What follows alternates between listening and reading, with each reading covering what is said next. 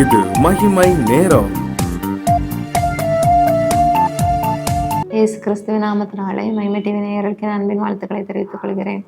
இன்னைக்கு நம்ம பார்க்க போகிற தலைப்பு, புகழ்ச்சியிலும் கீர்த்தியிலும் மகிமையிலும் உன்னை சிறந்திருக்கும்படி செய்வேன். உபாகமம் 26 அதிகாரம் 19 வசனம். நான் உண்டு பண்ணின எல்லா ஜாதிகளை பார்க்கிலும் புகழ்ச்சியிலும் கீர்த்தியிலும் மகிமையிலும் உன்னை சிறந்திருக்கும்படி செய்வேன். புகழ்ச்சிங்கும்போது புகழ்ங்கும்போது பாராட்டு. அப்போ நம்ம எல்லாரும் நம்மளை பாராட்டணும், புகழணும் அப்படின்னு சொல்லி எல்லாரும் விரும்புவாங்க. அப்போ நம்ம எவ்வளோதான் எந்த காரியங்கள் செஞ்சாலும் யாருமே நம்மளை பாராட்ட மாட்டேங்கிறாங்க, புகழ மாட்டேங்கிறாங்கன்னு சொல்லி நீங்கள் நினைக்கலாம். அந்த இடத்துல அற்பமாக நினைக்கப்படலாம். இந்த இடத்துல நான் எவ்வளோ செஞ்சாலும் அவங்களுக்கு கஷ்டப்பட்டு நம்ம உழைச்சி கொடுக்குறோம், நம்ம கஷ்டப்பட்டு இந்த வீட்டில் நம்ம பிரயாசப்பட்டு எல்லா வேலைகளையும் செய்கிறோம், ஆனால் ஒரு பாராட்டு கூட நம்மளை யாரும் பாராட்ட மாட்டேங்கிறாங்களே அப்படின்னு சொல்லி. அப்போ அந்த பாராட்டு துதி, அப்போ புகழ மாட்டேங்கிறாங்களே அப்படின்னு சொல்லி. அப்போ நம்மளை புகழணும் அப்படின்னு சொல்லி தேவனை நம்ம புகழ்ந்து பாடும்போது, தேவனை துதிக்கும் போது தேவனை நம்ம புகழ்ந்து பாடுவோம். எப்படின்னா, நீர் நல்லவர், பெரிய காரியங்களை செய்கிறவர் அப்படின்னு சொல்லி நம்ம துதித்து பாட பாட அவர் மிகவும் மகிமைப்படுகிறார். அவர் பெரிய காரியங்கள் அதில் செய்கிறார். அப்போ இன்னைக்கும் நம்மளை புகழ்ச்சியாக வைப்பார்னு சொல்கிறாரு. நம்மளை கஷ்டத்தோடு இந்த கண்ணீர் எவ்வளோ நாள் மாறும், நான் உண்மையாக இருக்கிறேனே, நான் இந்த காரியங்களை நான் உண்மையாக செஞ்சேன், ஆனால் எனக்கு உண்மைக்கான பலனே இல்லையே, உண்மையாக நான் செய்யும்போது அதில் எந்த பலனும் யாரும் தரமாட்டேங்கிறாங்க, எனக்கு எந்த பேரும் அதில் கிடைக்க மாட்டேங்குது, மற்றவங்கள தான் அவங்க செய்யவே மாட்டேங்கிறாங்க, அவங்க வேலையே செய்ய மாட்டேங்கிறாங்க, ஆனால் அவங்களுக்கு தான் பாராட்டு போகுது, அவங்களுக்கு தான் எல்லா கனமும் போகுது, எல்லா மகிமையும் அவங்களுக்கு தான் போகுது. ஆனால் நான் இத்தனை காரியங்களில் உண்மையாக செஞ்சுருக்கேன், எனக்கு கொடுக்கப்பட்ட வேலைகளை நான் ஒழுங்காக செஞ்சுருக்கிறேன், என்னுடைய ஆஃபீஸில் நான் எல்லாரோட வேலைகளுக்கும் உண்மையாக நான் அந்த இடத்துல வேலை செஞ்சுருக்கேன், மேனேஜரை ஏமாற்றாமல் ஃபோன் பார்க்காம அந்த வேலைகளை நான் உண்மையாக செய்கிறேன், ஆனால் எனக்கு கிடைத்த பரிசு நான் அதே இடத்துல தான் இருக்கிறேன், என்னால் முன்னேறி செல்ல முடியவில்லையே என்று சொல்லி இருக்கலாம், பாராட்டு பெற முடியலையேன்னு சொல்லி. ஆனால் மற்றவங்க தன்னுடைய வாய்களை வைத்து பேசி புகழ்ந்து அவங்க நடித்து அந்த காரியங்களில் அவங்க செஞ்சுருக்கவே மாட்டாங்க, ஆனால் அந்த காரியங்களை நான் தான் செஞ்சேன்னு சொல்லி அவங்க அப்படியே சொல்லி மாற்றி அவங்க பெரிய பதவியில் உயர்ந்து போயிடறாங்க. ஆனால் தேவன் ஒரு நாள் பார்த்து கொண்டே இருக்கிற உங்களை புகழ்ச்சி கீர்த்தியமாக வைப்பேன்னு சொல்லி, நீங்கள் எந்த இடத்துல எந்த ஆஃபீஸில் நீங்கள் கஷ்டப்பட்டீங்களோ, கஷ்டத்தோடு உண்மையோடு உங்கள் கடையிலையோ இல்லை எந்த காரியத்தில் வீட்டிலையோ எந்த இடத்துல நீங்கள் உண்மையாக வேலை செஞ்சீங்களோ அதற்கேற்ற பலனை உங்களுக்கு தருவேன்னு தேசப்பா சொல்கிறார். உங்களை புகழ்ச்சியாக வைப்பேன், நான் உங்களை பாராட்டுவேன், நான் உங்களை தூக்கி சுமப்பேன், உங்களை எந்த இடத்துல நீங்கள் வெட்கப்பட்டு நின்னீங்களோ அதே இடத்துல புகழ்ச்சியாக வைப்பேன், அதே இடத்துல உங்களை கீர்த்தியாக வைப்பேன். தேவன் நிச்சயமாக உங்கள் கூட தான் இருக்கிறாரு, தேவன் உங்களோடு இருக்கிறாருன்னு சொல்லி ஏசப்பா உங்களோடு கூட இருந்து செய்யும் காரியம் பயங்கரமாக இருக்கும் அப்படின்னா, மற்ற ஜனங்கள், பக்கத்து வீட்டு மக்கள், மற்ற ஜனங்கள் எல்லாரும் ஆஃபீஸில் இருக்கிற அத்தனை பேரும் உங்களை பார்த்து சொல்கிற அளவுக்கு உங்களை ஆண்டு வைப்பார். கர்த்தர் இந்த காரியங்களில் நிச்சயமாக உங்களை புகழ்ச்சியாக வைப்பேன், மகிமையில் உன்னை சிறந்திருக்கும்படி, நீ தான் சிறப்பானவள், நீ தான் அந்த சிறப்பாக அந்த வேலைகளை செய்திருக்கிறான்னு சொல்லி உன்னை புகழ்ச்சியாகவும் கீர்த்தியாகவும் எந்த இடத்துல வெட்கப்பட்ட சூழ்நிலைகள் இருந்தாலும் கூட அந்த இடத்துல உங்களை புகழ்ச்சியாக சிறந்திருக்கும்படி எல்லா வேலைகளும் நான் சிறப்பாக செய்கிறேன், எல்லாம் பெர்ஃபெக்டாக செய்கிறேன், நீட்டாக செய்கிறேன், என்னது செஞ்சாலும் ஆனால் எனக்கு அதுக்கேற்ற பலன் இல்லை, எனக்கு அதுக்கேற்ற இது இல்லை, கண்ணீரோடு நீங்கள் நிற்கலாம். எப்போ எனக்கேற்ற எல்லாவற்றிலையும் நான் உண்மையாக தானே இருக்கேன், ஏன் நான் விரும்பின காரியத்தை என்னால் செய்ய முடியல, நான் என்றைக்குமே இப்படிப்பட்ட ஒரு சூழ்நிலையில் தான் நான் இருக்கணுமான்னு சொல்லி நீங்கள் நினைத்து கொண்டு இருக்கலாம்.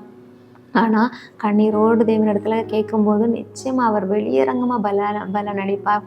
ஒரு குடும்பத்தில் எல்லாரும் இருந்து வேலை செய்யும்போது ஒரு ஆஃபீஸ்லேயும் அவங்களுக்கு வேலை கிடைக்குது, அந்த குடும்பத்தை விட்டு அவங்க வேலைக்கு போகிறாங்க, வேலையில் 4-5 பேர் வேலை செய்கிறாங்க. வேலை செய்யும்போது அவங்களுக்கு கடையில் உள்ள எல்லா ஜாமானும் அடுக்கக்கூடிய வேலைகள்.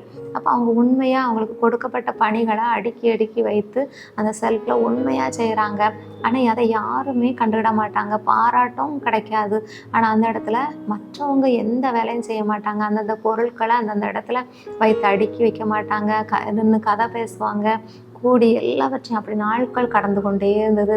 1 வருஷம் ஆச்சு, 2 வருஷம் ஆச்சு, ஆனால் இவங்க உண்மையாக இந்த இடத்துல வேலை செஞ்சாங்க. அந்த கடையில் அவங்கள எடுத்து அவங்க அடுக்க தான் செய்யணும். மற்ற ஜனங்கள், மற்ற பிள்ளைங்கள்லாம் அந்த பாட்டுக்கு நிற்பாங்க. ஆனால் அந்த பிள்ளை உண்மையாக அந்த இடத்துல வேலை செய்யும்போது, ஒரு நாள் அந்த மேனேஜரை கூப்பிட்டு இந்த கேமராவில் பார்த்து எல்லாரும் எப்படி எப்படி வேலை செய்கிறாங்க நம்ம இன்னைக்கு பார்ப்போம். அப்போ அவங்களுக்கு கொடுக்க வேண்டிய வெகுமதிகளை நம்ம நல்ல முறையில் கொடுக்கணும் அப்படின்னு சொல்லி பரிசாக கிறிஸ்மஸ் பரிசாக கொடுக்கணும்னு சொல்லி அவர் அறிவிப்பு கொடுக்குறாரு. கொடுத்து அதில் செக் பண்ணி பார்க்கும்போது இவங்க செய்கிற வேலைகள் எல்லாம் அதில் இருக்குது. உண்மையாக அவங்க செய்கிறாங்க அந்த வேலைகளை.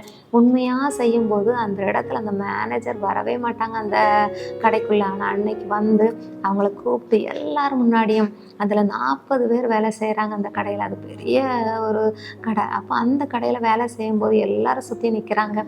சுற்றி நிற்கும் போது இவங்கள பாராட்டுறாங்க. நீ பெர்ஃபெக்டாக செஞ்சா, நீ உண்மையாக செஞ்சா, நீ அந்த இடத்துல உண்மையாக செஞ்சதுனால ஒரு நாள் நீ கஷ்டப்பட்டுருக்கலாம் உங்களுக்கு, ஆனால் நீ அந்த இடத்துல உண்மையாக செஞ்சதுனால உனக்கு நான் இன்னைக்கு அந்த லேப்டாப் தந்து அந்த இதில் நீ கனெக்ஷன் பண்ணி நீ ஒன்றுமே செய்யண்டா, நீ உட்காந்து எல்லாம் பார்த்தா போதும் அப்படின்னு சொல்லி அவளுக்கு ஒரு பெரிய பதவியை, அவளுக்கு தெரியாத பதவி தான் கொடுத்துருக்காங்க. ஆனால் அதுலேயே சொல்லி கொடுத்து அவளை ஒரு நல்ல நிலைமையில் அதே இடத்துல உயர்த்துறாங்க அந்த 40 பிள்ளைகளுக்கு மத்தியில். அதுக்கப்புறமா எல்லாரும் போய் அவள்கிட்ட சாரி கேட்டாங்களாம். நிச்சயமாக நாங்களும் உண்மையாக வேலை செஞ்சுருந்தா இந்த கிஃப்ட் எங்களுக்கும் கிடச்சிருக்கோம். நாங்கள் இனிமேல் நான் உண்மையாக வேலை செய்வேன் அப்படின்னு சொல்லி. அப்போ தினமும் அவளும் ஒரு கற்றுக்கொண்ட பாடம் என்னென்னா, தினமும் ப்ரேயர் பண்ணிட்டு அவள் வருவாள். தேவன் நிச்சயமாக அவளை அதில் இடத்துல உயர்த்தினார். அதே போல் உங்களையும் தேவன் எந்த காரியத்தில், எந்த இடத்துல புகழ் கிடைக்கல, பெருமை கிடைக்கல, நம்ம எந்த காரியமும் உண்மையாக செஞ்சாலும் அதுக்கான பாராட்டுகள் இல்லை, நம்மளை யாருமே மதிக்காத ஒரு சூழ்நிலைகள் இருக்கலாம். ஆனால் அந்த இடத்துல உங்களை புகழ்ச்சியும் கீர்த்தியுமாக வைப்பேன் என்று ஆண்டு சொல்கிறாரு. ஆபிரகாம் ஈசாக்கு விதை விதைத்தான், 30 60 100மாக பலன் கொடுத்தது. அவன் துறவு தோன்றினான், எல்லாரும் சண்டை போட்டாங்க, மறுபடியும் அவன் போனான். மற்ற காரியங்கள்லேயும் அவனுக்கு நீரூற்றாக பெருகி வந்தது. தேவன் மெய்யாகவே உன்னோடு இருக்கிறான்னு சொல்லி இந்த ஜனங்கள் எல்லாம் சொன்னாங்க. அதே போல் உங்களையும் அதே இடத்துல தேவன் மெய்யாகவே உன்னோடு இருக்கிறாரு. உன்னை புகழ்ச்சியும் கீர்த்தியுமாக அந்த இடத்துல வைப்பேன். உன்னோடு தான் அந்த இடத்துல இருக்கிறாரு, உங்களோட கர்த்தர் நிச்சயமாக இருக்கிறான்னு சொல்லி பக்கத்தில் எல்லாரும் வந்து உங்கள்கிட்ட சொல்கிற அளவுக்கு உங்களை வைப்பார். இன்னைக்கு எதுவுமே கிடைக்கலன்னு சொல்லி நீங்கள் நினைக்காதுங்க. உங்களுடைய பேரை பெருமைப்படுத்துவார், உங்கள் புகழ்ச்சியாக வைப்பார். நீங்கள் எந்த இடத்துல வெட்கப்பட்டு நின்னீங்களோ அதே இடத்துல உங்களை மகிமையாக, நீங்கள் நிச்சயமாக நியாயம் செய்கிறவங்க, நீங்கள் நிச்சயமாக உண்மையாக இருப்பாங்க அப்படின்னு சொல்லி சொல்கிற அளவுக்கு உங்களை மகிமையான்று நடத்துவார். கர்த்தர் தாமே இந்த வார்த்தைகளை ஆசீர்வதிப்பாராக. ஆமென். ஜெபம். அன்புள்ள இயேசப்பா, உம்மை துதிக்கிறோம், ஸ்தோத்திரிக்கிறோம். இயேசப்பா, புகழ்ச்சியும் கீர்த்தியும் உன்னை சிறந்திருக்கும்படி செய்வேன்னு சொன்னது போல இயேசப்பா, ஒவ்வொரு ஜனங்களையும் நீர் கண்ணீரோடு பார்த்து கொண்டிருக்கிற ஒவ்வொரு ஜனங்களும் எனக்கு கேட்ட நியாயம் கிடைக்கல, எனக்கு கேட்ட நீதி கிடைக்கலேன்னு சொல்லி நினைக்கும் போது அவங்களுக்கு நிச்சயமாக நீர் ஒரு புகழ்ச்சியும் கீர்த்தியுமாக கொடுத்து நீங்கள் சிறந்திருக்கும்படி, அந்த இடத்துல சிறந்திருக்கும்படி செய்வேன்னு சொல்லி வாக்கு கொடுத்துருக்கீங்கப்பா. அதன்படி நீங்கள் நடத்துங்க, ஆசீர்வதியும் எடுத்து. இயேசுவின் ஜெபிக்கிறோம் பிதாவே. ஆமென்.